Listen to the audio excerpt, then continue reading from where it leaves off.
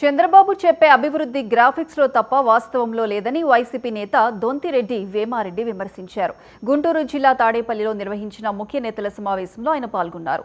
అమరావతితో engineering నిపుణుల చేపలు పట్టుకునే పరిస్థితులు వచ్చాయంటూ వ్యాఖ్యానించారు.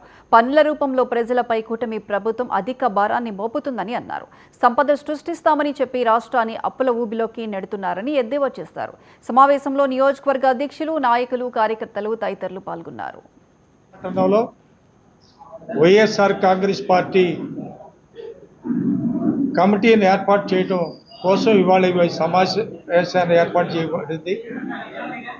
కాన్స్టిట్యున్సీ మొత్తంలో కూడా ప్రతి గ్రామంలో కూడా కమిటీలు వేసి భాగాల్లో తాడేపల్లి పట్టణాన్ని కూడా కమిటీని వేసే కార్యక్రమాన్ని ఇక్కడ చేపట్టాం. దీనికి పట్టణం నలుమూలల నుంచి కార్యకర్తలు రావడం, వాళ్ళ అభిప్రాయాలు చెప్పడం, వాళ్ళ అభిప్రాయాల ప్రకారంగా కమిటీల వాళ్ళని ఎన్నుకోవడం జరిగింది. ఈ విధానం మేము మళ్ళా పార్టీ ఆఫీస్కి పంపాల్సి ఉంటుంది. పార్టీ ఆఫీస్కి వెళ్ళిన తర్వాత అక్కడి నుంచి మాకు వర్తమానం వస్తుంది.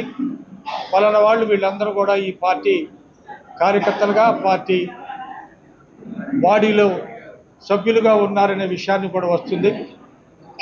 ఇవాళ ఈ కార్యక్రమం జరగడానికి పట్టణ నలుమూల నుంచి వచ్చిన కార్యకర్తలకు, పార్టీ అభిమానులకు, పెద్దలకు, ఎమ్మెల్సీ గారు, టౌన్ అధ్యక్షుడు వేణుగోపాల్, అట్లాగే ప్రెస్ వాళ్ళకు కూడా మీ అందరికీ కూడా మా హృదయ